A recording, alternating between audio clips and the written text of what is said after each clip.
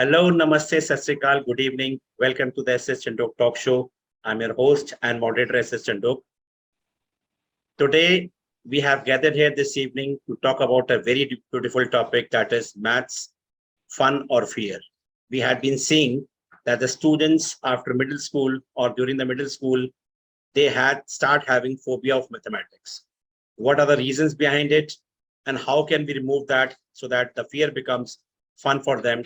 This is what we are going to discuss today. I'll introduce you to the very first eminent guest present over here. First of all, we have Nandini Shekhar ma'am. She is the principal of a very prestigious institution, as we know it is all over the world, that is DPS HRIT campus, Ghaziabad. Welcome, ma'am, Nandini ma'am, once again to the show. It's a pleasure seeing you again. First of all, thank you so much for coming again, giving you valuable time. Ma'am, although I know about you, but still everybody who will be seeing this episode will like to know about your career. Did you came into this profession by chance or by choice, and from a teacher to a senior principal? So it was a chance and my choice both. Because I always wanted to be as a teacher in a teaching line, because that gave me a different kind of pleasure altogether. And I could say that it was my luck that I got chance in one of the best institutions as a break, and where a lot of learning went into it. And then there was no stopping at all. Every institution, whichever institution I had been, those were beautiful institutions where there was, it was a wholesome kind of environment, whether the academics were concerned, co-scholastic was there, sports, everything. And apart from that, there were very dynamic institutions where a lot of workshops, whatever was latest in the market used to be embraced by us. So a lot of, I could say that the principals over there, when I was a teacher, the principals over there had a very pragmatic and progressive approach, which shaped me a lot. And I was always a learner. I'm still a learner. That's why I was at the receiving end. And now, as the time will pass, and still I'll say that I'm a learner, but I want to share and give whatever knowledge I have gained throughout these years. That's wonderful, ma'am. Which was your first school, ma'am? I joined DAV. Okay. Then I joined DPS Ghaziabad, Seth Anandram Jaipuria, and Kyarmangalam, and now this one is the school. That's wonderful, ma'am. I also had been the part of Seth Anandram, one of the branches, the part of principal. So okay. That likewise, we used to have meeting with Shishir Jaipuria sir only in the Ghaziabad office. Yeah, he's a wonderful person, very progressive, and he never says no to any good idea that comes. Yeah. And of course, Manjurana ma'am, even she's in good connection with us also. Thank you so much. Thank you so much, ma'am, and welcome once again to the show. Next, we have Dr. Prerna Mitra ma'am. She's the principal of another very big brand, that is GD Goenka Public School in Lucknow. Welcome, Prerna ma'am, and thank you so much, first of all, for coming up to the show. And it's always a pleasure having people from Lucknow, because it is my favorite city also. So, ma'am, I have been seeing you on the social media. I got your number and I contacted you, and your kindness that you accepted my invitation on the first chance only. Ma'am, please let us know about your educational journey, ma'am, because we see that when we were teachers, we used to see that principal is coming in a car and having an AC office, having a good time. So karma is that when you become the principal, now you're coming to know what good time you have. So just now I also came running from just finalizing the registration of 9th and 11th, which is going for the CBSE. So now the karma is like we have to face all these things. Now we can understand that how hard work we have to do, or whatever we have done during the pandemic as well as of now. Throughout the year, we have to do something or the other. Prerna ma'am, welcome, ma'am. Please let us know about your educational journey, ma'am. Yeah, first of all, thank you so much, and good evening to all the members who are present over here. Talking about my journey, I started my journey in the year 1989 as a teacher in City Montessori School. and I worked over there for almost 16 years. So it was a long journey. And in City Montessori School, I'm sure that you may be aware of this big brand and the big empire. And there is a lot of learning which is involved. And I think this institution also teaches every teacher to be the class managers as well as the overall managers also. So gradually, I upgraded myself along with my job. I did my graduation. I did my post-graduation while I was teaching. And I also completed my post-graduation in geography as well as in public administration. And thereafter, I got an opportunity to work as a principal in Lucknow Public School in the year 2006. And there I started as a principal in that another phase of my life, that is being a principal. And when I joined this institution, just to share with you that there was no AC during that time, because it was just at the initial stage, the school was just setting up. So I spent there for almost four years. I spent my tenure, and then I went to Army Public School, Lucknow, and I worked there for almost 12 years as a principal.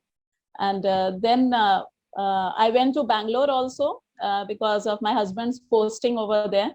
And I went and I worked in APS Army School, Bangalore for almost 6 months. So there were some personal problems at my home. My in-laws were not well, so I had to come back to Lucknow again this year. And I joined back in Lucknow in this prestigious institution, that is GD Goenka Public School. So I have trailed my journey for almost 31 years and learned a lot. As ma'am has already said, that there is no ending to the knowledge and gaining knowledge and learning. So it is a continuous process, and I look forward sitting in the AC room, sitting in that comfort zone. You know, it is just for the namesake that the principal is sitting in that enclosed environment of AC. But I'm sure that everyone agrees with me that, you know, it is the hot seat where on which, you know, we keep on jumping and keep on moving around to achieve the goals and the vision of the school. So this was my journey, sir. Thank you so much. Absolutely right, ma'am. This is karma. I said, we came back to the same position which you were talking about, the principles, that now, because earlier our principals used to say this is a throne of nails, and you have to sit throughout the day and you have to handle everything.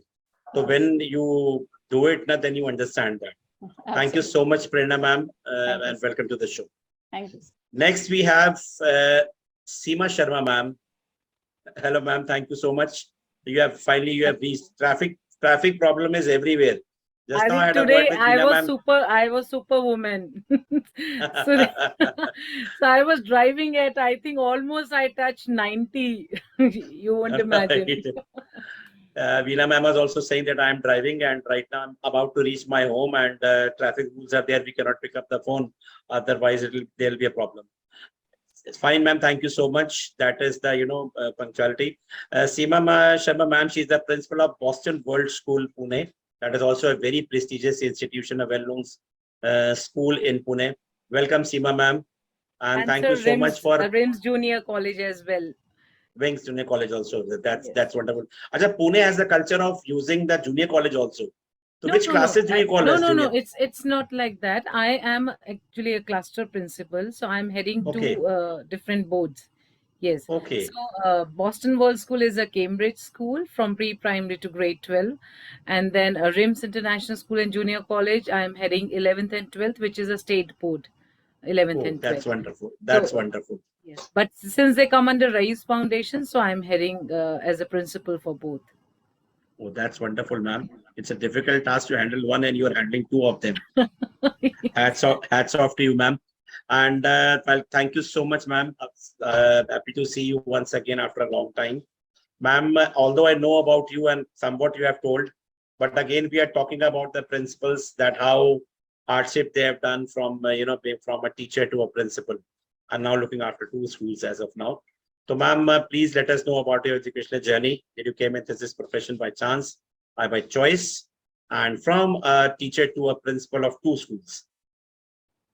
So to all the esteemed guests over here. So I am Seema Sharma, and as Sir has rightly said that I am heading to. I just spoke about that, and so I was reading about Nandini ma'am, Dr. Predna. So just want to share with you all, ma'am. I shifted from Delhi to Pune, so you can say that I was a Delhiite 15 years ago. Yes, I started my journey, or you can say my professional journey, from Apollo Hospital, Sarita Vihar. So I was a dietitian working there as a dietitian, and I've done my master's in food and nutrition and my master's in education. So for a very short time, I was there in Lady Evan College also. The whole sole aim was to get admission into Lady Evan College so that I can get access to hospitals in Delhi. So that was how I started. And sir, as you said, never it was for me. Coming into education was never by choice. I will say that it was the choice of my parent was imposed on me, but that was very smart move of my parents. I would like to, yeah, definitely share this. My mother was a principal. She was a government school principal, and she knew the benefits of a lady working in the field of education at that time. I'm talking about 19 or 1990s or somewhere early 2000. So she knew that hospitals may not be there in every city, but definitely school will be there even in a remote area. And even though there will be a hospital in a city, that will not be the one which will afford a dietitian back those years.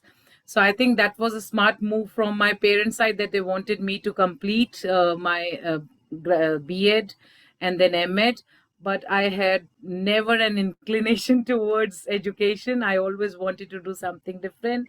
Landed up as a dietitian in hospital, got married, and there my journey started when I started working as a supply teacher in London in year 2000. And I started enjoying, and I realized that this is what I think my forte should be in the coming years, and this is what I like and I'm best at.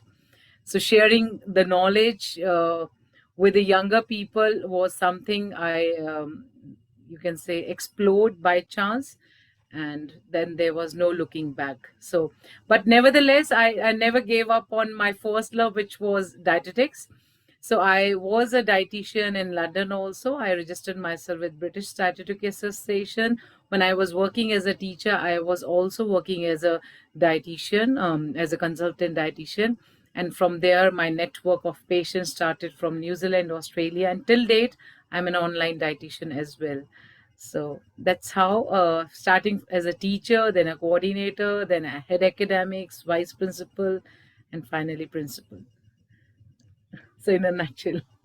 That's wonderful, ma'am. Wonderful journey you have. I mean, by chance you have come, but it was the destiny you wanted to have. And most of the people, the parents, they have a notion that the girl should go for education because you can find it anywhere. Wherever you will get married, you will get schools, of course. Otherwise, Yes. you don't have scope for the other things, but you have scope for education in any part of the country or the world, even at least. That is good, and that is a respectable position you get over that. The respect which we get from our students and who had grown up now and they are working and they give, you feel very good about that. Thank you so much, ma'am, and welcome, ma'am. Veena ma'am will be joining within 5 minutes, but by that time, we will introduce you to the expert of today, Mr. Nirmal Shah. He is the co-founder of Counting Well, a math learning app for middle schoolers. Their goal is to make mathematics easy, anxiety-free, and participative for children across the country. Their focus is to help the so-called average students become more confident with maths and develop great problem-solving skills. They step in where school teachers are not able to provide personalized attention due to lack of time and bandwidth. He has also designed career making lessons they have provided for the age group of 10 to 14, built around mathematics. And their funda is that kids must know that maths matter and it will matter throughout their life. The best way to do that is to show them how. Informally telling, I met sir in one of the show we were co-speakers, and he told me about the wonder things he has created.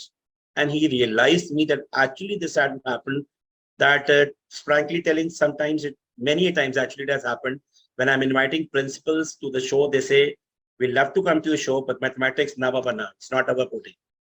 We don't know mathematics. And when the principals will think about this, what will be happen to the kids? It had been happening from ages, maybe from our time or before that, that maths phobia was over there. And many of the principals, they do join. They said, we had that phobia in our time. Now we want to remove that phobia and bring forward these type of strategies or whatever discussions we have to our school, to our maths teacher also. So basically, we are not talking about mathematics calculation. We are talking about what are the reasons. So I found the Santa Claus for mathematics, Mr. Nirmal Shah, was he has created up a beautiful thing. And let me tell you, first of all, that free of cost for us, a app like Counting Well, which is very effective. And many branded schools, they have started using that, and they're giving a beautiful comment to that, which I have seen in the social media. Welcome, Nirmal sir, once again to the show. It's a pleasure having to you, because you are taking out a precious time. So much work you have to do with the schools, but still you take us time for us. Because, sir, we know very well, you know very well, from around 50 years or 60 years or 100 years, this was happening, and still it is happening. Students, when they come up to the middle school, they start having phobia of mathematics. Gradually, till 10th, they do it. And after 10th, they say that it is not our cup of tea. So, sir, how did it came in your mind and got the courage of starting an app, and that too of mathematics?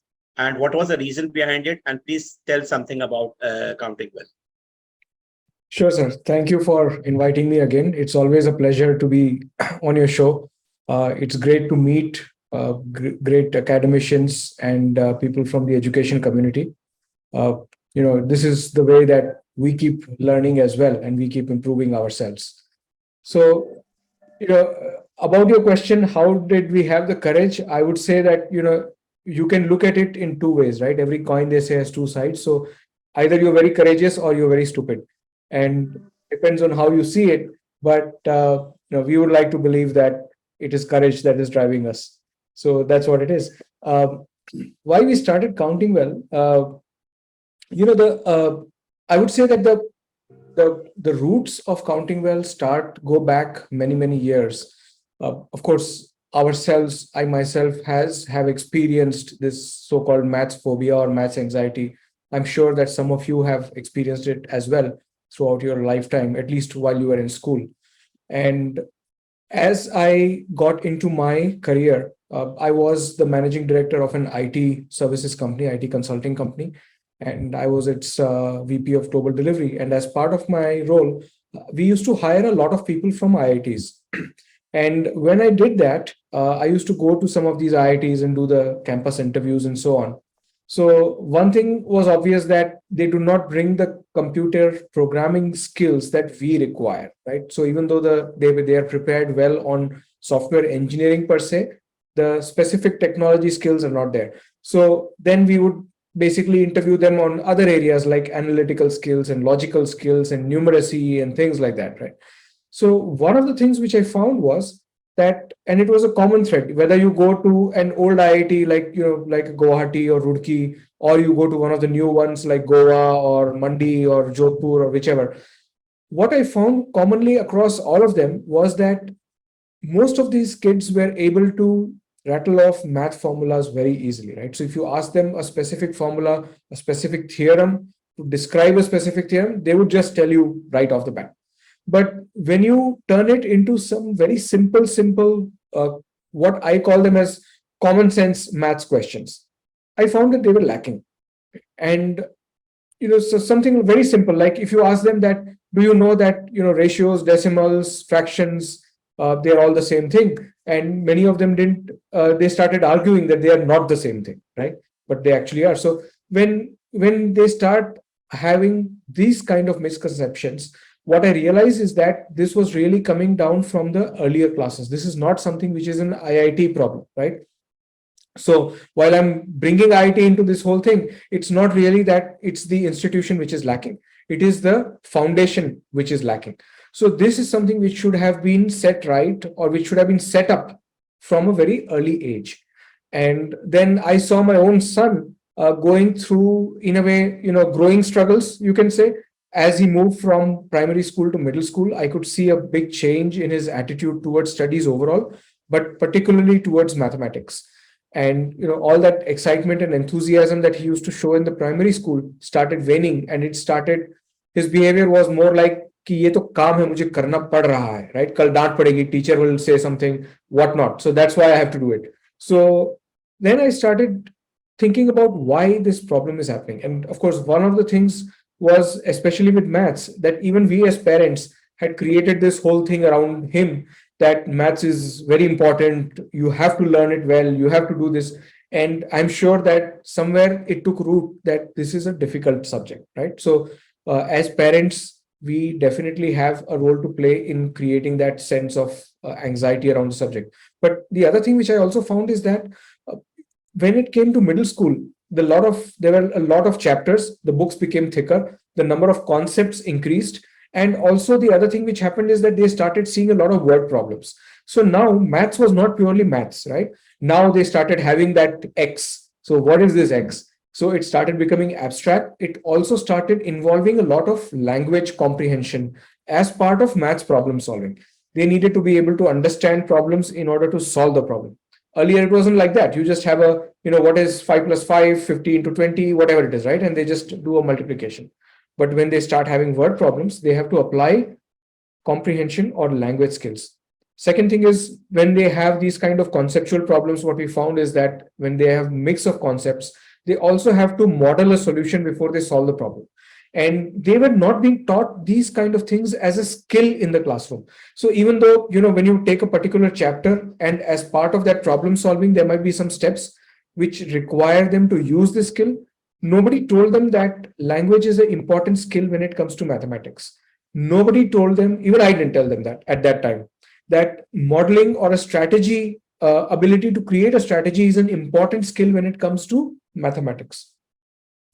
So what I realized is that then their focus was that, let me remember this theorem, let me remember the steps, let me just write down whatever is written on the board, and I'm sure that the problem in the exam will be very similar, and I'll try to at least write the formula and I'll get some mark, all those kind of things, right? This is what we typically see. So what I realized is that we need to identify that this is actually a problem. This is actually a gap, that they have to know that language is important. They have to know that strategy is important. Now, coming from an IT background, my co-founder and I, we were friends for a very, very long time, and we kind of talked about it. And we said, can we create some kind of a software which will help us identify these gaps, show the children that these are your gaps and you have to fill them. So we created a kind of platform for doing an assessment to identify these gaps. We even went to a few schools. We requested them if we can do a kind of a pilot to test it out. And some schools agreed to allow us to do that. So about 1,500 students took this assessment as well. And what came out was more or less the same thing that we hypothesized. What we found was that only about 25 to 26% of the children were able to show proficiency in language comprehension when it came to solving maths problems. So it was very clear that language was a big barrier to maths. Now, the other thing we found was also that same thing, that, when it comes to strategy, they were not able to solve problems, or they were not able to apply strategy. When it came to calculation, they were good. So if it was a straight number problem, they were able to handle it pretty okay. If it was a straight question, what is the sum of interior angles of a triangle? 180 degrees, cut, right? Because it's just memorization. So then, we showed these results to the school principals, and we said that, look at this, this is the data. And they said, we know all this, right? We know that language is a problem. We know that modeling is a problem. We know that our teachers don't do it. But you don't come and tell us that these are problems. Everybody tells us that these are problems. And this is something, another thing, like Chandok sir was saying, that this maths phobia has been going on for ages. If you look at these old Hindi movies, right? They say, Hamara education system hi kharab hai. So from that time, this has been going on, that system hi kharab hai. So the principal said that, don't tell us system kharab hai. You tell us what is the solution to this. So that is where we decided that our solution cannot be just an assessment. We cannot go and show a report card and say that your system is broken. Everybody knows that, or everybody says that. We have to also give a solution. So that is how Counting Well was born. So, and if you realize that in all the story that I talked to you about, even though I said it is related to maths, there is no real maths involved, right? It's basically how do you structure a child's learning? How do you identify where their problems are? And how do you help them overcome those problems? So that was really the root of Counting Well. Sir, you seem to be So on. please, yeah, please tell it about that also, sir. When you had that 8th class teachers told that 6th class. So, yeah, so that was another interesting event which happened when we did this pilot assessment. So these principals, they said, can you do the same assessment with our teachers as well? And we also did that. We were curious about it too. And we found that most of them showed the same kind of gaps or misconceptions which the children were showing. So it was kind of obvious that these things were flowing down, right? The other thing that we realized is what I found is one of the teachers called me and she said that this is a problem for 6th grade, or it's from the 6th grade syllabus. And I'm an 8th grade teacher, so I cannot solve this problem. I don't know this topic. Now, when a maths teacher says this, it is very, very shocking, right? But as we kind of try to understand the root cause behind it, what we realized is that the teachers are also so bogged down by the amount of syllabus, the number of chapters they have to complete, and the fact that they just have to move forward, that there is no time or no time to even think about it, that I have to look back as well. I have to look in other directions as well. And that was the other reason why we realized that when we build something like Counting Well, we cannot do it only for the child. It has to involve the school and the teacher, because without that, we will be only covering half the learning process. And that means that we will not achieve the goal of helping the children overcome this maths phobia or anxiety that we keep talking about. That's wonderful, sir. And it was amazing when it was very surprising actually when you told that a math teacher coming and saying that I'm an 8th grade teacher, I cannot solve the problem of grade 6. So that was really very, very, very surprising that teachers are confined to just stick to, the learning, whatever they had been teaching throughout the year. That's learning. It's not an understanding. Thank you so much, sir. Welcome, sir. We'd like to more about it in the later part of the session. We'll come up to the first round of the session, and I'll be coming to Nandini ma'am. That will be a suggestion, not actually question. Nandini ma'am, we will like to know your views on the saying that when children reach middle school, they start having phobia of mathematics. According to you, what are the reasons behind it? Ma'am, you're on mute. Good evening, everyone. What I feel is that when sir was talking about phobia, no, even I had maths phobia. Why is it there? There are a lot of reasons behind it. Because maths is it's not a subject, it's everyday life. We need maths in every walk of life, but when we confine it to a textbook thing, then somewhere the phobia is automatically created. When the children are in pre-primary classes or primary classes, it is a fun doing maths with them, because the teachers, to make them understand the concept of maths, do a lot of fun learning. And as soon as the children come to class 6, the complete scenario changes. When this scene changes, it brings with it lack of interaction between the teacher, the kind of a playful activity which were there. The teacher is more course-bound. She has to complete her syllabus. She has to rush. So the emphasis from playful learning comes to the rote memorization. And apart from that, the concept building becomes very weak. I don't know what are the reasons behind it, because I have seen most of the teachers just try to finish up the syllabus. Instead of taking varied example from the real life situations, they are only concentrated on the textbook content. Another factor which is very important is the student himself or herself. The student, whatever learning gaps are left behind, when the child is in any class, maybe the child has not got that kind of a good concept learning of the particular concept of a chapter or something like this. So what happens is the teacher, the student, the gap which is created in the students, that never fills up. It remains a block. And here the child feels left out. The child is unable to express that I really don't know what you are talking about. That he is not able to, because that kind of a nervous system is there, that what other people are going, the shyness is there. And slowly and gradually, the interest actually deviates. The child is no more interested in the subject. When the child is not no more, then the parents come in and they say, especially father, I've seen they'll want to teach their children, kids, I'll just take care of maths. And when they start teaching the student, their child, naturally, whatever the teacher has taught and whatever the father is teaching, there is a marked difference in that. Now it becomes very difficult for the child to understand what each one of them is talking about. Again, the gap is created. And father, whosoever is teaching, that person just pass the buck that maths is a very difficult subject. So that imprint is there in the child's mind. So these roadblocks which are there, and there are a lot of expectations from the students for their good performance. And maths is a subject, either you're wrong or you're right. There is no in between way. So when there is no in between way, either the child will score good marks or he's going to falter. In that case, the confidence of the child actually gets blurred. He is never able to pick up. And what happens is that during the examination time, because in till class 5 he was only getting grades, now he's getting marks for what his participation in class 6 to 8 or 10th 11th 12th. So when the marks are there, naturally the assessment becomes very difficult, and the rote memorization learning process, sometimes when understanding is not there, and maths is a subject which needs complete application, that results into the fear factor, phobia, which culminates in the mind of the child.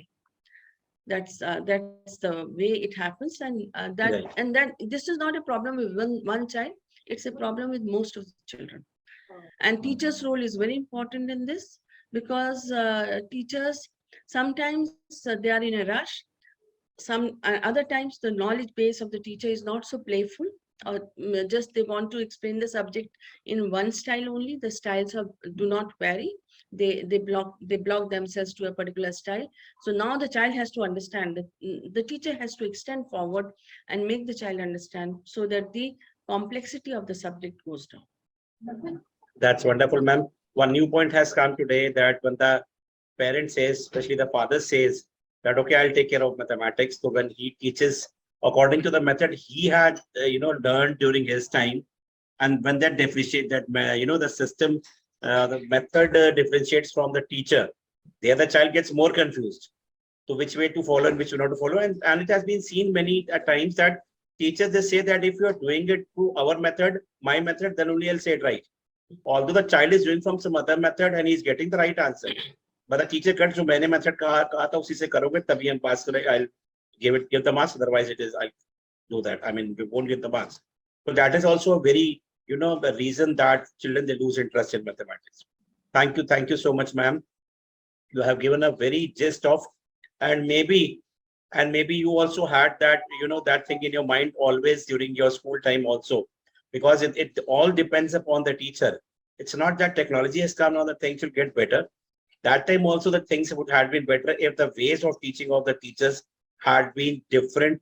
Now to we say that playway method is not confined to pre-primary only. Playway method is now from PG to 12th. You have to teach the children according to that only. Otherwise, they won't be able to learn anything and get anything. Thank you so much, Nandi ma'am. We'll come up to Seema ma'am now. Seema ma'am, in your opinion, why do middle school students lose interest in mathematics? Now, first tell us, did you had that phobia or you had interest in maths? I had similarly, like Nandini ma'am, full phobia, pathetic in maths. When I was giving my 10th standard exam, I told my mother, you can give, Nandini ma'am, in our times, remember, parents used to give books for Raddi. So I used to tell, do not give my maths book because I have full doubt I will fail in mathematics. And I was just praying that I should get 33 marks. That's what my aim was. And I knew that my percentage will drop because of maths. So definitely phobia. And as you said, that middle school years, I think in our times, what we have experienced, and today also what I see in students also, a lot depend on our teacher also. I think for some subjects, especially when it comes to math, teacher has to be very cautious. Students, they try to work hard. They love subject when the teacher teaches them in a loving manner. And the onus definitely lies on teacher to make the students interested towards that subject, or develop a phobia or hatred for that subject forever.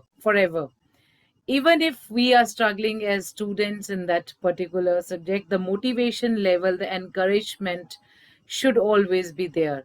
And we know that when we as teachers we started teaching mathematics, we knew that some students will definitely love it, but most of them will not love it. So we should have changed our strategies to tackle. And as ma'am has rightly, I think she pinpointed, she has picked up all the relevant points, as that in the initial years, primary years, we really love maths because we are just doing 2 plus 2, division, multiplication. The processes are very simple. We haven't reached the multi-step processes, which is an integral part of mathematics in higher grades when it especially come to high school level. So we love maths till grade 2, second or third. The parents are very helpful when we have to, you can say, pass our assessments, ongoing assessments. But as soon as we come to middle years, sixth, seventh, eighth, the processes gets complicated. There is a lag. There is a, you can say, knowledge lag also, or gaps in their learning, which are never fulfilled. For example, the teacher starts with fractions. So now she's teaching them how to reduce fraction, but there is a huge learning gap, because to perform that efficiently, you need to know division. But the child who is sitting in grade 5 and 6 has not mastered division in grade 2nd, 3rd, 4th.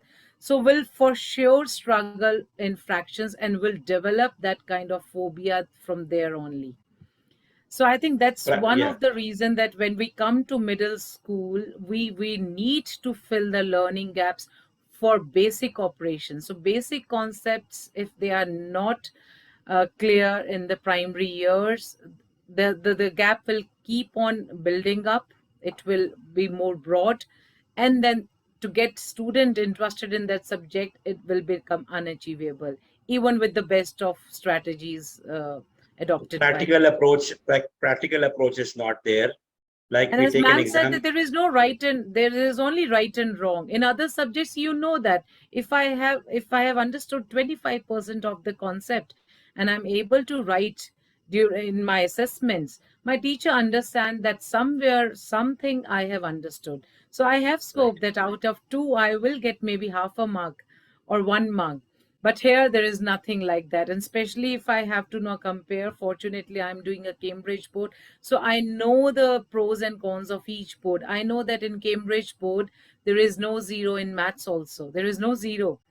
So even if the student has not performed the steps, the multiple steps in a perfect way, the teacher is supposed to give marks for the final answer. We cannot challenge that the student has cheated that final answer. If the final answer is written, the marks will be given. If the final answer is wrong, but the steps are performed right, and somewhere uh, by while reaching the third or fourth step, student has made a mistake, there is scope for marks. So Cambridge has a very different approach of handling Right. mathematics comparative to our Indian boards, and that's how I think our Indian students are very scared of mathematics comparison in comparison to the world scenario. Practical approach is not there, ma'am. That is the most important thing. As we say always, that if a green crosser is coming to a lane and you are asking for different quantities of vegetables to him, he's illiterate. Within fraction of seconds, he'll tell you how much money you have to pay. But if you give that in word problem to a child, he will start using formula and maybe or may not be come to the conclusion. He And a knows that deep comprehension, a as plus, you said, that yeah, yes. yeah, like a plus b whole square is equal to a square plus b square plus 2ab. But why, this why is not clear to them. If this why is clear to him, then only they will be able to understand that what actually maths is. And maths, that is the easiest subject. I had been a commerce teacher. In grade 11th, it was a new subject for everyone. And students used to ask me quite often, they said, how is accountancy? It is difficult or easy? I used to say, this is the easiest subject in the world. For maths and accounts, you don't have to, there are certain tricks or certain, understanding you have to make, and you take out any question from the world, any book from the world, you will get the answer for that. But for each question and answer, you have to, for every question, you have to do the other answer in other subjects. So what is easy? Maths is easy or other subjects are easy. So this is also based that teacher they say, okay, maths, now it is going to be a difficult thing for you. So that is also another problem with the mathematics, Thank you so much, ma'am. Prerna ma'am will come up to you. I'll also ask you, ma'am, I'm sorry, but did you had a phobia about mathematics? Yes, I also had it, but I think gradually when we understood the basic objective of why maths is essential, then gradually I developed interest once I reached the senior classes. The same was with the ma'am, that is matching. Till 8th class, I was not very good at mathematics. 9th, 10th, I had developed the interest. And in 11th, 12th, also being in commerce, also I took mathematics and did a very good with 96% in mathematics. But interest should be there. The teacher, that it all depends upon the teacher. That's what I was about to ask you. When you develop interest in 9th and 10th, was the teacher the change? Of course. Yeah. Of course, directly we always say, when I also talk to the many managements, I say that you do not need to please the, the parents or the students or take care of them. You just take care of your teachers and everything will be done. If the teachers are good, if the teachers are satisfied, if they're giving their best, students will do best in all the subjects. But again, the same thing is there, ma'am, that the teachers, they had been studying traditionally, and whatever the way they have studied, still they are giving that way only. It is not possible to teach in that way. That is very important that their, training should be done. Nirmal sir, I think you give training also to the teachers, how they have to teach and go through the methods. Yeah, we do. So right, will come up. Yes, sir, please. So, sir, I'll ask you, sir, about that also. So this is very important. Prerna ma'am, I'll come up to you again. Thank you, ma'am. Seema ma'am. Prema ma'am, please suggest few ways in which the teachers can make mathematics a fun-loving, or they can remove the fear of that. Thank you, sir, for the question. And I think there are so many factors, so many gaps, learning gaps, which have been between the teacher, between the taught, and they are not able to develop interest. So this is the most, I think, crucial question which has been thrown on me, because though I'm not a mathematics student, but yes, being in this field of education, we have seen through our practical experience how the teachers have been teaching.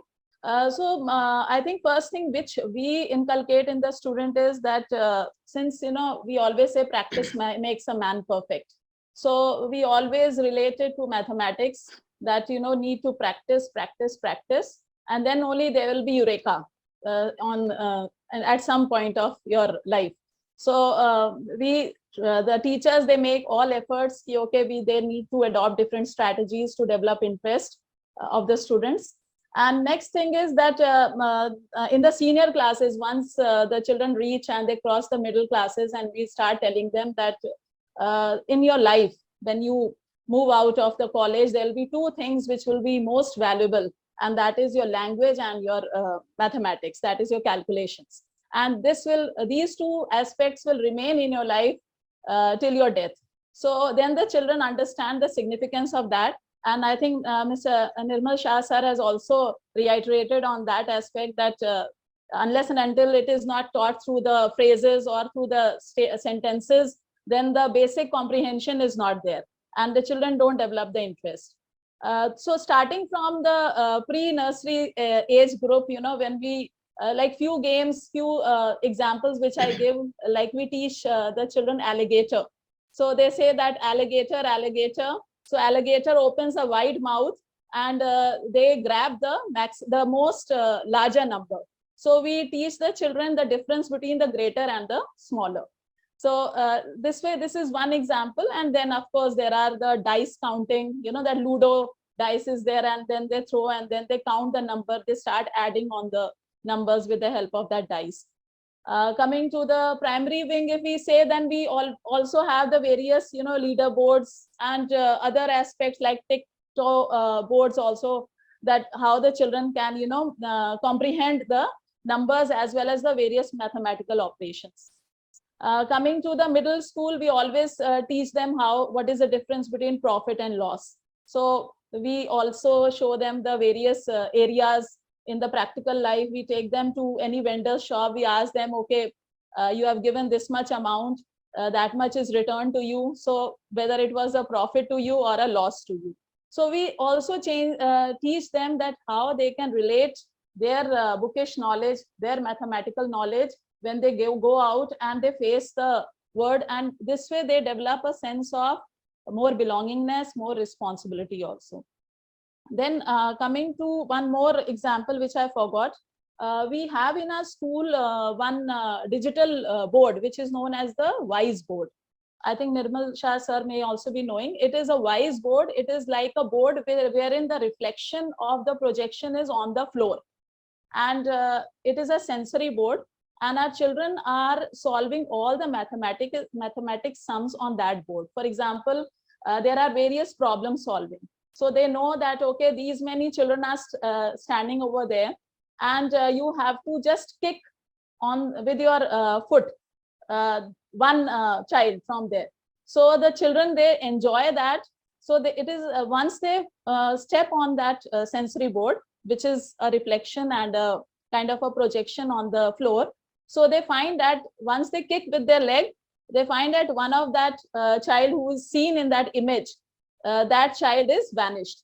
Or automatically, the picture of that child is not there. So then they learn, okay, there were around 40 children over here, and if one of them is not there, so it means they are left with only 39 students. So similarly, they do it with various objects, like you have balls, they have the other balloons also. So all these things, they really enjoy. And this WISE board is applicable up to the grade 8. So there are at various age level, these games are there. So in this kind of gamification also, children develop that interest in their mathematics, and they really enjoy.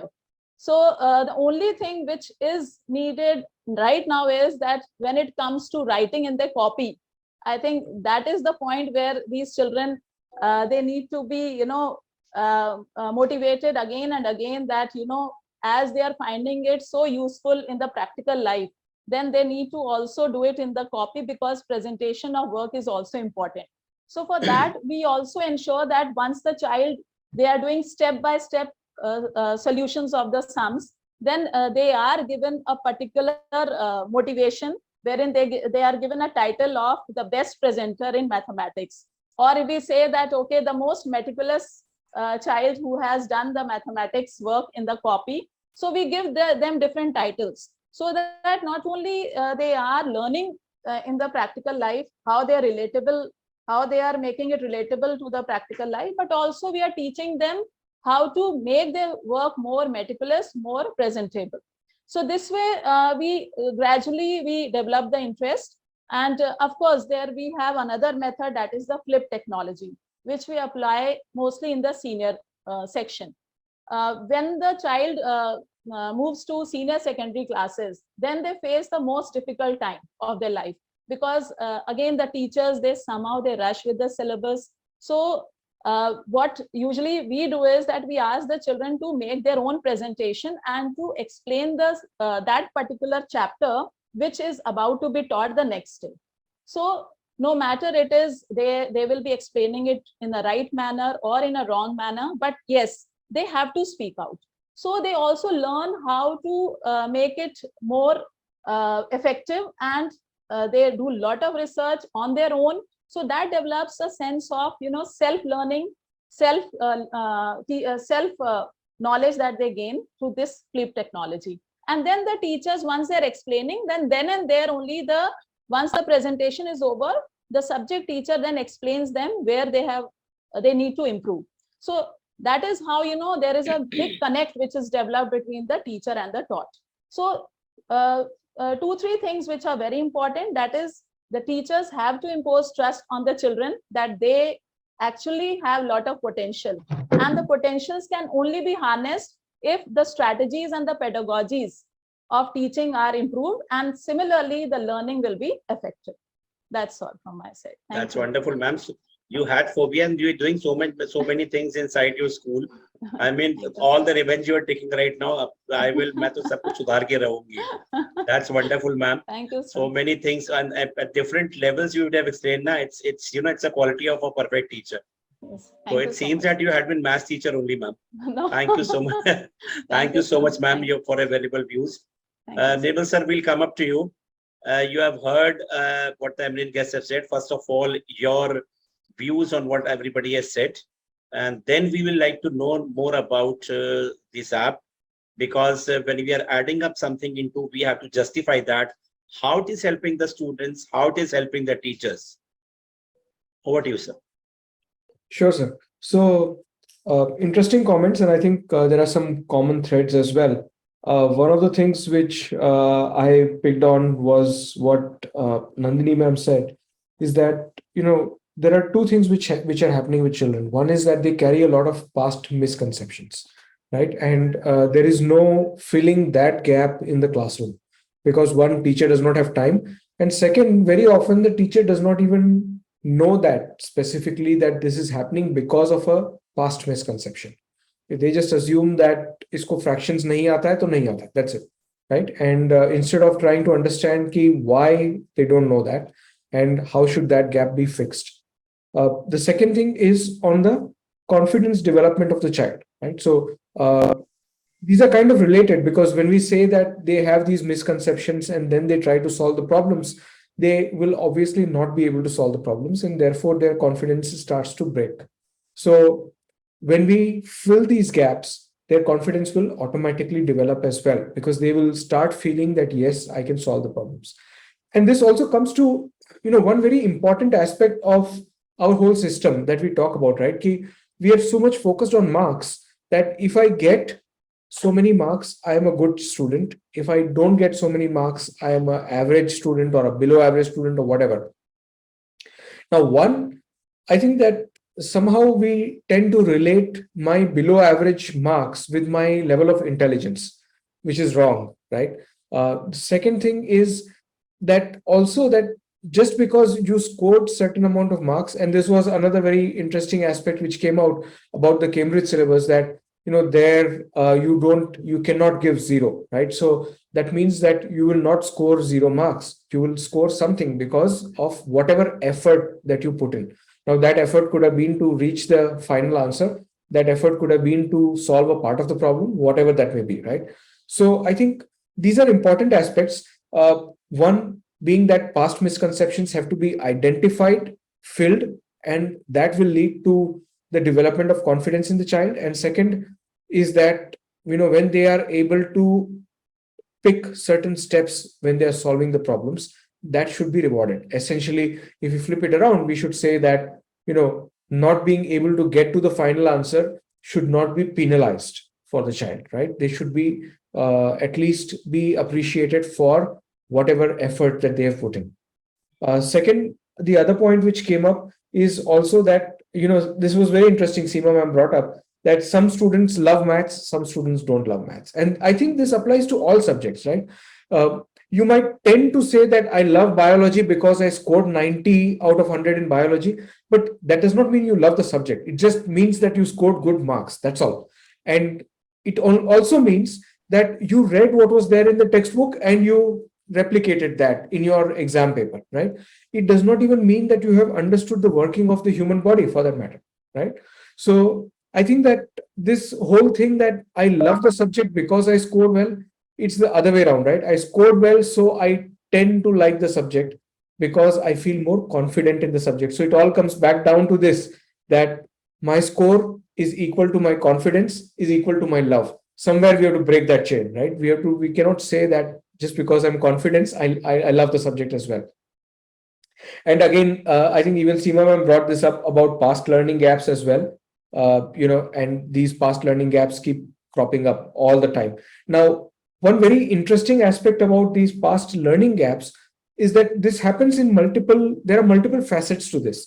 One, of course, that as I move from one grade to another, I carry the misconceptions with me, or I carry the gaps with me, and they kind of snowball. Second is also just if you take, like, let's say you take a summer break, right? In the summer break, when the children come back after summer break, they have forgotten some of what they've learned in the previous years. So it's not really a gap, so to speak. It's not something that they have not understood or not learned. They just skipped it. And sometimes just giving them that little bit of push and little bit of, Philip, that here, this is what you should have learned. Do you remember this? And they will actually pick it up from there, right? So I think that is another aspect which we should be conscious of when we talk about these past misconceptions or learning gaps. And then finally, there was this other aspect which came up, which is also that the gaps are developed between teachers and students. So what the teacher is teaching, what the child is learning. And because the teachers don't have real data to identify whether the child has actually learned what they taught today, the teacher assumes that yes, the child has learned. Now, how does the teacher make that assumption? Either the teacher will ask ki aaj sabko samajh mein aaya, and the front benchers will say yes, and the back benchers will lazily raise their hands because they don't want the teacher to repeat, they want the class to end. So, and the teacher will assume that yes, everybody is understood, let's move on. Even if the teacher knows that there are children in between who may not have learned, the teacher wants to move on because there is more to teach tomorrow, right? So I don't want to get stuck in that same step. So I will take that, few hand raises as yes, everybody has understood, and move on. So this is another cause of this gap between the teacher and the child. Now, how do we fill all of these gaps? And this is where I will answer your question, sir. Ki, what does Counting Well do as an app or as a technology platform, right? Now, one of the things we do is that the way we have created the whole platform is that for the child, it's a mobile app. And as the child solves maths problems, we start identifying their gaps. We start identifying whether they have gaps in language comprehension, whether they have gaps in the ability to model or strategize a solution, or whether they have specific conceptual gaps. We also test them. So, for example, if they are solving an 8th grade problem and they are not able to solve it, we ask them questions from a related concepts from the previous grade. And we say, is this because of a 7th grade concept you did not know? If they are not able to solve that, we go backwards. And we keep going backwards till we identify where that root cause is. And then we start giving them the instructions from that stage. So that way they are able to grow back from the point where that misconception occurred initially. So this is one aspect for the child. Now, the other aspect is that how does the teacher work with this whole setup, right? Now, it seems to be very, very child-centric, whereas our classrooms are very, very teacher-centric. And how do we bring that balance or connect between the two? So what we've done is that we've created a sort of a homework platform for schools and teachers, where the teacher assigns the homework, and as the child completes the homework, and this is typically to be done when the chapter is in progress, not at the end of it, because at the end of it, you are ready to move further, right? So when you do it while it is in progress, you pick just one or two concepts which are taught. And as the child completes the homework, now the teacher starts seeing the data. The teacher gets the data about specific learning outcomes that the child has not achieved. The teacher gets the data about all these learning gaps which have been identified. And the teacher will use all of this to provide the remedial and the intervention to the child. So now here what is happening is that what we talked about, the gap occurring between the teacher and the child, we are at least able to show them what these gaps are or why these gaps are occurring. Of course, the other aspect is that the teachers should then put the effort to fill those gaps as well. But what we also do is that within the app, we become that first level remedial as well for the child. So when we identify these misconceptions, when they get some answers wrong, then we try to fill those gaps by giving them that first level of learning within the app. And then the teacher knows that these are the gaps which have been identified. These are the groups of students who have been, kind of grouped together. And in these groups, these are certain set of gaps. So they don't even have to do it like one-on-one. They can identify specific groups of children and then give them remedial as a group as well. So this is how we kind of bridge the gap. So, we keep talking about gaps. So, bridge the gap of misconceptions, bridge the gap between the teacher and the child when it comes to achieving specific learning outcomes. That's wonderful, sir. This misconception is also being removed, and the teacher is also getting benefited. Why? The teacher does not has to make the assignments, does not has to check the assignments because that has been done by the app. And at the very same time, teacher is not knowing that where are the learning gaps, but through this app, when the child is solving, That it gives a report, the app gives a report to the teacher that where the children are lacking. So like teachers say, how do we know where are they lacking? Here they come to know about that also. And at the very same time, children also are getting very benefited, as you have explained till now. Okay, the first and the most important thing is children, they don't ask questions in the class. This habit has become now. Yeah. सब मेरा मजाक उड़ाएंगे, मैं नहीं पूछूंगा मामा से बेटा question क्यों नहीं पूछते हो, जब मैथ समझ नहीं आती है क्लास में, तो सब मजाक उड़ाते हैं, फिर अगर किसी को हो जाए उसका हुआ था मजाक उड़ा था, I won't say that. So at the very same time, teacher also says, so simple thing you're not able to understand, you stupid boy. So that after that also the 4 children who are about to ask, they will not ask. So that hesitation is over there inside the class. But now when the child will sit according to his, comfort at 8 o'clock in the evening or maybe 10 o'clock in the evening, anytime, he will not do it one-to-one. Actually, it will be the device as well as him, where he can learn from the device whatever gap he had about mathematics during that day. When he will do that, the maths app, of course, you told us that when he'll do wrong, the app will tell that where are you wrong, and this has to be done. So that, and at the very same time, we say that after 4 or 5 times, teacher says how stupid you are not able to understand, but the app will never say stupid, will not get exhausted. You can ask thousands of times. So that is very necessary, because even when you want to work anything very particular, you need concentration. The concentration is also needed when the child gets during his time 24/7, anytime he can study that. That's wonderful, sir. Wonderful thing you have created for mathematics, and it is helping a lot. And I have been seeing the results with the schools are the branded. Many schools are getting out of it. Like we have talked about GEMS and many school that their maths has improved a lot. Why? Because practical approach is there. I think, sir, you have added gamification also in that. Yes, of course. Gamification is a part of it, and technology is, very easily tends to help in these kind of areas. So as the child grows, we show them that you moved from one level to another, you have improved. But I think the more important part is beyond gamification is how we use that data, right? I keep coming back to this because that is the most important thing. Earlier years, what used to be is in our times, the teacher used to know us very well. So that data was kind of in the mind and the heart of the teacher about us. Now, class strengths, even then, but maybe I see now that the class strengths are more. The size of the period is less, about 40 minutes. So that one-to-one focus is definitely not there. So if we are able to use data in a very, very effective way, then we can do a lot of other things, right? So sorry to interrupt this, but one important aspect which I want to bring up is also about differentiated learning. Right now, one thing which we keep talking about is, and I think Prerna ma'am, you brought up that practice. That is what will help improve your maths abilities. But think about this: when we give the same problem to the same set of all the children in the class and say that repeatedly practice, there will be some children who will get it right and who will be confident that yes, I can do it. There will be some children who might get it wrong, and maybe next time they will get it right. But there will be a lot of children who will keep getting it wrong.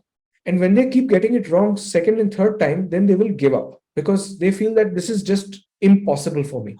So when we say practice, it also we should also look at what kind of practice we are giving to these children. Are we equating them on the same scale, all of them, or are we trying to differentiate them? Now, how do we differentiate them? So, for example, when I said that we have identified these different abilities in children, whether they have modeling abilities or comprehension abilities, or do they have specific concepts or the gaps and so on. Now, based on that, what we are able to do with data is that we know what this child knows, we know what this child doesn't know. So we know what is that very small level of challenge that we can give to the child. So if I know, let's say on a scale of 1 to 10, if I am at 3, I will give you questions and learning which are at a level 4. I will not give you something which is at a level 7, because we know that you will not be able to achieve it at all and it will break your confidence. But if I give you level 4, it is enough challenge for you to try. At the same time, it is easy enough for you to achieve as well. And when you get to 4, then I will show you 5, then I'll show you 6, and so on, right? So that way, what we are able to do is we are able to give very, very differentiated learning. We are telling the child that I will come to your level. I will not ask you to come to my level, because that is difficult for you. So we will come to your level. Let's start there and then let's grow from there. So that is another way of building the confidence in the child. At the same time, achieving that whole idea of differentiated learning, differentiated assessments, all of that. Wonderful, sir. Wonderful. Uh, Veena ma'am has joined. I think Veena Mishra ma'am, she was stuck in the traffic. Delhi traffic is so good that for us you can get stuck into that. Veena ma'am, I hope you're there. Yeah. Good evening, one and all present here. Sorry. Yes, really, it was a bad traffic. I got stuck, and then soon after coming here, I just had a face washed and then joined you. I'm so sorry for making you No, to wait. no issues, ma'am. You can't. It was the traffic was not under your control, ma'am. We are Yeah. all sailing in the same boat, running from the schools and reaching. Veena ma'am is the principal of National Victor School in Delhi, and this is a very branded schools in Delhi. Ma'am closes the admission after some time, and the students, those who want to take admission more, they have to look for the other schools. Yeah. Thank you so much, Veena ma'am, for joining us. We are talking about mathematics. Why students have middle school students, they start having phobia about mathematics. And we have our expert of today, Mr. Nirmal Shah sir. He has told us about the app they have created, and that is free of cost for the schools. And many schools, the branded schools like Gems Education and all, they are all using this app. And they have shown in their website also that I have just noticed, because I keep on seeing into the people who are into the industry, how they are working, that it has improved the level of mathematics of the students, where it had phobia during our times until now they have that phobia, and how we can remove that. This is what we are discussing now. Okay. I heard Yeah. him. I could get that what he was on explaining that. Yes ma'am, yes ma'am. So ma'am, can we ask a question to you? Yeah, sure. Sure ma'am, and please try if you can be visible also, ma'am. We would like to know your views about the saying that when children reach middle school, they start having fear of mathematics. What are the reasons behind it, according to you? Sir, first reason what I feel is that mm, a concept building. If you see in our, what is my observation, I don't know whether the people present here will be agree or not. In India, we are teaching maths as a calculation subject. When we generally what we are the teachers are doing on the board, they are simply solving the sum or the problem. They tell the solution, or I should say that they are simply teach the children calculation, but the concept behind the maths is hardly taught, and this is the basic reason why the slowly children get the fear of, especially in a middle school. The second reason, there's a huge I should say a big transformation in the syllabus. Okay, if you see till primary, they teach only the operation, and all of a sudden in class 6, they teach integers, algebra, trigonometry, all those things are all of a sudden introduced. And at that stage, it is very important for a child. If he or she misses even small thing, the chain gets break. And then it becomes a difficult for a child to understand the entire concept, or once if you are lacking, then it is very tough to catch. So I feel these are the two reasons why the children are scared from the maths, because maths is not taught as a subject. Maths is simply we are teaching as a calculations and operations. That's all. Absolutely right, ma'am. We are not teaching as a subject, we are teaching as a calculation. As we were discussing earlier also, either it is right or wrong. There's no midway like other subjects have. Yes. Thank you so much. Thank you so much, ma'am. And in the next round, we like to see you also, ma'am. For a long time, we haven't seen you. I'm just trying to connect to the other Wi-Fi connection so that I can come on a camera. There should not be any disturbance in the voice. Right. Yes, definitely. Right, ma'am. We'll come up to the next round, and I'll come to Nandini, ma'am. Nandini, ma'am, we'd like to know your views that about that. How has technology helped maths, making it easy and interesting for the students? Ma'am, you're on mute, ma'am. As a matter of fact, we cannot undermine technology in any case. It's all pervasive. First of all, it's a great enhancer. This we have come to realize, although it was there earlier also, but the actual shape, size, and the magnitude of technology has come during the time of COVID. When COVID was there, we all cling to technology, and while exploring, we could find that this can be so exhaustive and vast that we can gain lot of things from there. It makes technology something where I feel it makes the subject very interesting. The comprehension part also becomes easier because it moves according to, suppose anything is there, the child is dealing with technology or trying to solve something, maybe a gamification, or you can say simulations, digital learning devices, whatever, that is at his own end. The teacher is there for a stipulated period of time in the class, and the understanding part is also there, but how much the child is understanding in that time, that becomes a crucial thing. So technology can be rewinded also, it can be used again and again. The child can use various means and methods. It is something where audio visual aids are going side by side. So anything which is perceived by our eyes also, ears also, and we can handle it ourselves, and we can manipulate, or we can just do things with our own hands. Hands-on experience is there. So I think children love to explore. So first of all, exploration parts take place. Children start exploring. And in the process of exploring, the inquiry building is there. This inquiry building, when they want to inquire more and more about, the curiosity takes place. And this curiosity becomes the reason for learning.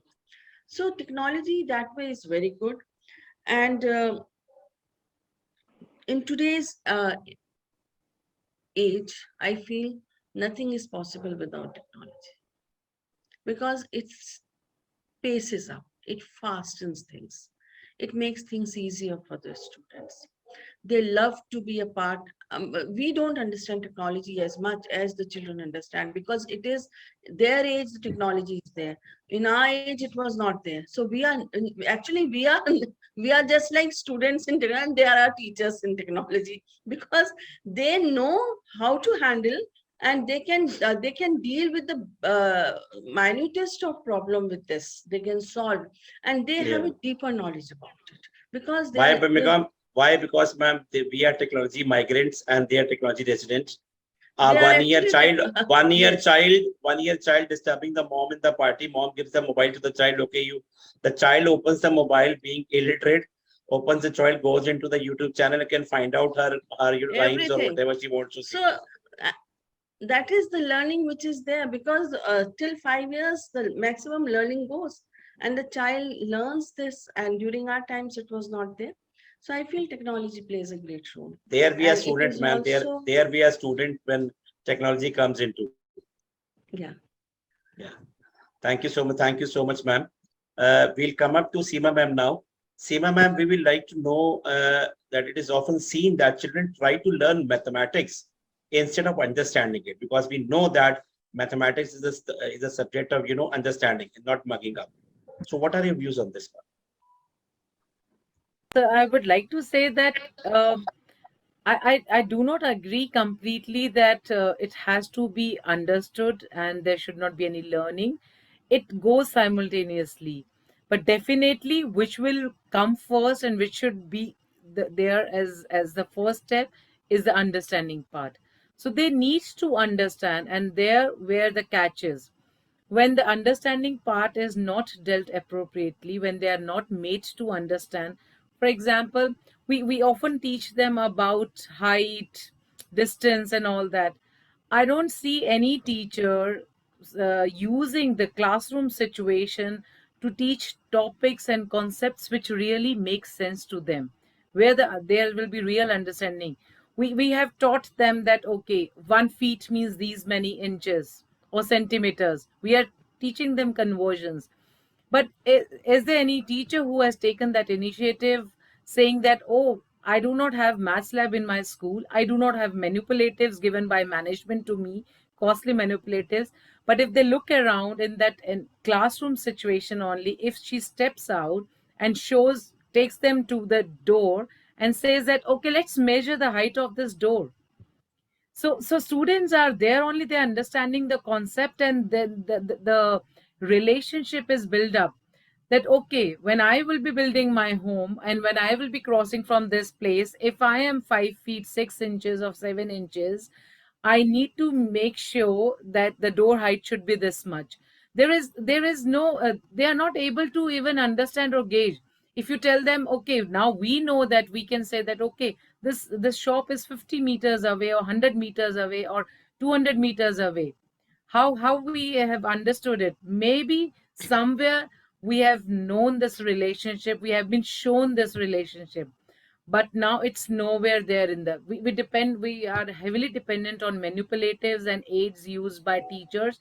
If that is not there, how many of us have taught perimeter and area within the classroom situation? If you see the conventional classrooms, we have a podium, a teacher always stand on a podium. There is a raised surface where teacher is supposed to stand, and blackboard is behind. How many of us have gone and said, this is the perimeter and area? So you can teach perimeter and area. You can take your students out in the corridor and teach them about perimeter and area. We haven't used all this, so there is no understanding. So what they are resorted to is the best thing for them they are left with is learning, mugging up the information. They're just mugging up. They are not able to establish that connection with the real life scenario. So they should be told that why I am learning this. As you we were sharing that we had all of us coincidentally have had phobia in our school days. I do have, until I think till 2019 I had phobia for maths. Believe me, sir, Sarabji sir, in my 24 years of career, I have taught all the subject, whether as a teacher, coordinator. One subject which I always used to tell my principals, don't dare to give me maths. I cannot handle maths. But last year, when as a principal, my teacher left, a secondary teacher left, and she resigned. One month I waited for teachers. Second month, when I asked different teachers, science teachers also, would you like to take grade 8 class 7 8? Everyone was saying, ma'am, give us any subject, but maths, please, no. I was left with no situation rather than just jumping into this fire. My daughter was in 10th standard, so I asked her, I have chapter, the teacher left the chapter transformation. Will you teach me how to teach transformation to the students? I took the challenge of teaching that subject. And imagine teachers were saying, ma'am, if you have phobia for maths, you have picked up the wrong topic. Transformation is very heavy topic. You won't be able to teach it. I told that, okay, if I ask my daughter how she has understood it better from her teacher, maybe she will give me some tips. So what I realized is that in online medium, transformation, teaching transformation was really a challenge. Teachers were saying, ma'am, how will we teach this angle? We have to have this and that. I said, okay, let me see if we till the paper, we have to teach them that this is X axis, Y axis, 4 chords, and this is how.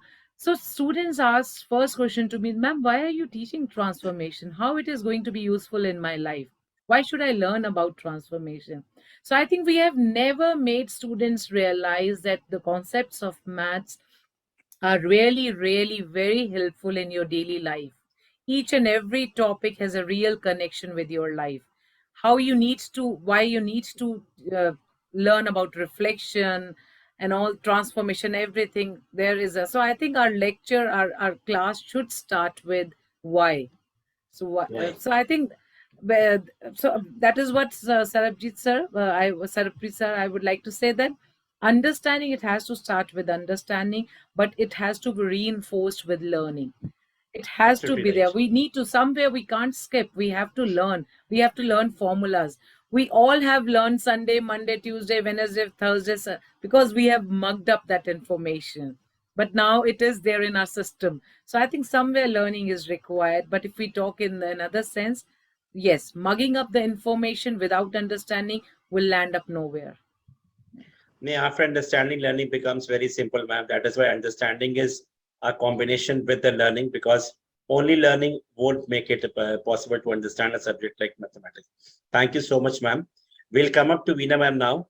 Veena ma'am, how does technology helps to make maths more interesting and easy according to you? See, technology is very helpful in all the subjects. If you we see it, not only the maths, it's very helpful because see what a maths teacher is doing in the class. She's also, if I take the example of angles, she's also drawing on the board, whereas through the technology we are able to show the children in a better perspective. So it is just, you can see that a more pictorial thing can give a more understanding. What just now ma'am has told, that only what I feel is that in technology, see, lots many things are available in the market, lots many tools, lots many apps, lots many videos are available in the market, lots many people comes to us. What exactly we need is that, because every time the need of the children changes, their requirement get changed, the batch after batch, the days after days, the months after, and one, being a teacher, one need to change herself or himself very fast as per the need of the children. So in the technology, what we get actually in the market and all those through other sources, a set pattern, a set curriculum, a set, I should say, a program. But the need of children changes every time. So technology is helpful, but from one, as a teacher, one should sit and see, today this is the need, what is the need for tomorrow. It changes day by day. So definitely technology is playing a major role in the understanding of maths, but the teacher need to be very smart enough to take what needs to be taken and what needs to be used, because every day demands change. So that's what I have concluded Absolutely, maths. absolutely right, man. But I like to ask you: did you had the phobia of mathematics during your Yes, school time? yes, I had a phobia of maths and still I have. But when, Okay, as ma'am has told, I was given class sometime long back. One teacher has resigned, and then I was asked by my principal to take class 4 and 5. Believe me, how much hard work I have at that time I did to make or my best, that what I was lacking, my children should not. And maximum creativity I have shown when I taught maths. I taught maths through matchsticks. I taught maths through creating a. I should, at that time technology was not there, so I have created a market for them. What Amazon and all those are doing in those days on a chart paper and a class boards, I have created that. An estimation I taught through that. So what I was lacking, I tried my level best to give to my children through maths, and still maths teachers are scared from me, because I tell them, don't teach calculation, dare to teach calculation, develop a concept. What I have observed, that initially in a class, sir, nursery, what we do, that we teaches first number and then the counting, whereas we need to teach counting first and then the number need to be introduced. So what we do, 1 2 3 4, the child, poor child, 1 2 3 4, he knows numbers, but the child doesn't know the counting. So somewhere we need to work upon a methodology, we need to work upon the use of technology in this aspects, that the concept need to be built up and then we should come on. So then the maths will become very easy. And nowadays I'm enjoying the maths class, as ma'am has told, but still somewhere I'm very good in calculation. You give me algebra problem, I'll solve immediately. You give me trigonometry, I'll solve immediately. But still, I should say that I'm scared from maths. What I feel is that maths is having a lot of restrictions. It's not as per the subject, but as per the teachers, which has now created a phobia in the students. When I was a student, my maths teacher has always told that LHS is equal to RHS. I said, sir, sir, RHS क्यों नहीं equal हो सकता LHS के? Why always LHS is equal to RHS? No, beta, this is a rule you need to. I said, how come we can't go from right to left? Why always left to right in trigonometry? And I didn't get the answer of that. So very rightly, ma'am just now had said that when we have a question of why are we doing so? Can't we do in this way? So maths is very much I told you, no, it's very much restricted that you need to do this. This is the formula you need to go. We are not giving chance to explore more as we are giving in other subjects, the liberty in other subjects. That's why the subject phobia has been created. Absolutely right, ma'am. These are the reasons, and you had come out of that, but still you say that something is lacking where the math confidence is needed. Although Yes. you had to try to come up out that phobia, and many, I mean, a high percentage of that you have come out, but still you feel that I'm not 100% out of it. And this needs to be developed from the students. And now, ma'am, when we have this technology and these AI-based tools, so these are very effective to build. See, confidence is the most important thing which has to be developed from the students. What I have come to the gist for the today's session even, okay, that confidence is there in the child will go through. If you're not building the confidence. Sir, Yes, I do agree with you. Only in a technology, what I wanted to say, today, if I'm able to solve the algebra and trigonometry in a very correct way and in one problem in many ways, that is because of the technology I learned. Only the thing is this, the use of the technology, the teacher should be smart enough. As I Right. told you, every day need change. So what happens Yeah. that a set curriculum or set program doesn't work. So I was a smart teacher. That's what through technology, I learned a lot and I groomed myself as a teacher. Okay, Right. so technology is playing a very important role, but for use of the technology, one need to be very smart. But smart enough Absolutely teachers right. require it. Yes. In fact, ma'am, if the teacher is not very smart or not knowing the subject very properly, the technology will help him to become smarter. Yes. The will to learn should be there among the teacher, that I have to learn. It's not like that if somebody has asked a question inside the class and the teacher is not knowing, so teacher scolds the student, you don't know this much. Okay, all Yes. of you tell me who knows that. Nobody knows. Stand up, put your hands up, you get punished. Okay, do it tomorrow and come tomorrow. The Yes. reality was that a teacher was not knowing that. Instead of agreeing that I'm not knowing this, I'll work on this and I'll get back to you tomorrow in the class. The child tries to the teacher tries to put the blame on the students. So this is a reason that some of the teachers think whatever I've done, whatever I know is complete 100%. Yes, sir. So that is something wrong which the teachers have the Sir, notion. and the pressure of parents also is one of the reason to create the phobia. If the child is good in maths, in a class 1 he has conquered and IIT admission is confirmed. So if the maths is you are not getting 100 out of 100, you are fit for nothing. Okay, so that pressure is also there on the children that they should be good in a maths. It's also making them, if they're not able to do, is also making them scared that I'm not getting good. So it had become more marks oriented, where the learning outcome parents are not observing. So it can be a one reason for Right, this ma'am. phobia, because my I must tell you, Hmm. please. my Ma'am. father also was used to say, maths mein 100 nahi aaya, then you see. Right. It Ma'am, had this is never one reason is more when the parents they had the phobia in their time. Yes. So they try to put up in their child also, beta maths to bahut Yes. badi cheez hone wali hai, kar this and that. Yes. I am Yes. very cool about my son with the mathematics. My wife is always after him, maths, beta maths. Yes. So he says, ma'am, mama, what's the big deal about mathematics? It's as equal to the other subjects.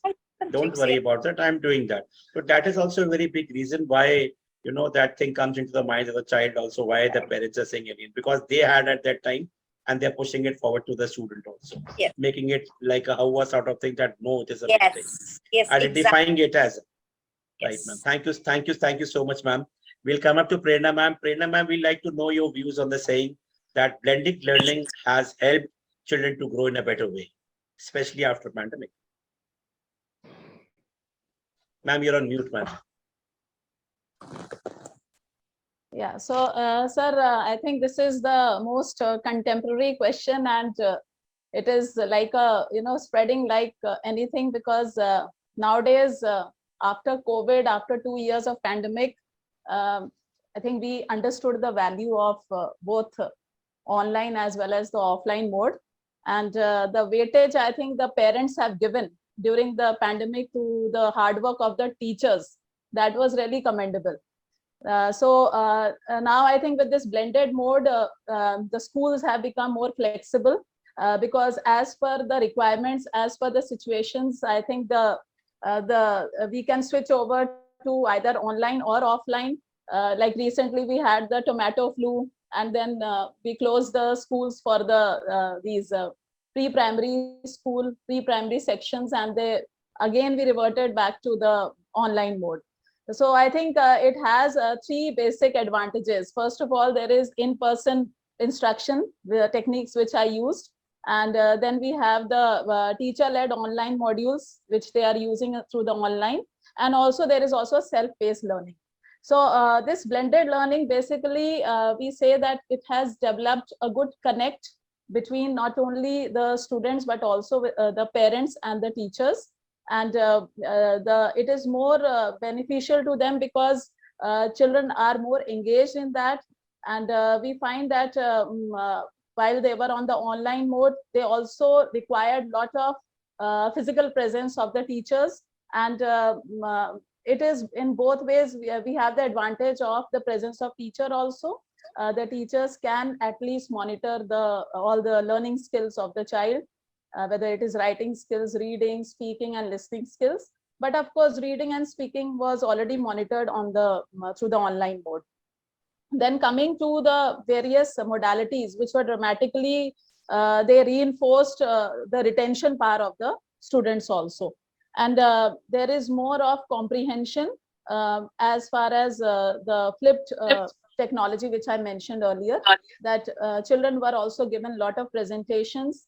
And for that reason, I must also emphasize on the thing that differentiated learning, which has been mentioned by Sir, that we also take into account the all level of the difficulty level that the children face, and accordingly the instructions are they are modified by the teachers. So we take that also into account, and the pace of learning of the students, that is also monitored, whether it is offline or online. So in these cases, I think the parents, they are more longing for the offline mode nowadays, because too much they had during the past 2 years, wherein they themselves felt that it was a 24/7 task of both the teachers as well as the children who were sitting online, and that impacted their all the physical health as well as their eyesight.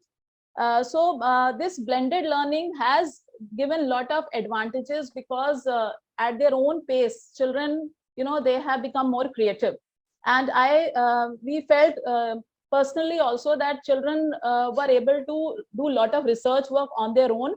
And there were so many achievements, like from our school, if I quote the example, they participated in the online coding competition, which was an international competition. And one of my student of class 9, he stood first in the R coding language, in which he participated, and he won an amount of almost 2.5 lakhs, which was in the US dollar. It was 2.5 lakhs in Indian rupee. So we can calculate it somewhere, I think 303,500 something of this kind. I have to convert it, because again it requires mathematical calculations. So this was a major achievement. And recently, I think last week only, when we talk about this blended learning, children are running away, they shun away from writing and making their projects. So what happened that last week we were having our practicals of class 12, and one student, what he did was that he had not made his project file. So a day prior to his practical, he just stole the practical file of his classmate, and he just took it home. And the child whose file was stolen, he was helter-skelter running from pillar to post to search for his file. So this student, somehow we saw the CCTV camera footage, and the footage we saw, and we found that boy was taking out that file from his bag. So we identified the child, and we just called the parents as well as the child, and the child whose file was stolen. So we asked the child, ki, why did you do it? So he said, ki, ma'am, I was, because always I am on the like online mode. I have been so much conditioned to that online mode that, you know, I forgot to prepare the file, the project file. Now coming to what kind of punishment the teachers have to give to these students. So what I did was that I told the child, okay, somehow you appear for your practical, whatever your understanding is. So you are going to just prepare it, do it virtually with the help of that child whose file you have taken, give it back to that child, and you will do a kind of a group learning, like a buddy learning. And they both sat online in the evening and they were able to communicate, and this child who tried to explain to him that, okay, this is how you will be writing your answers and this is what you have to do, and he also explained him whatever he has written in his project file.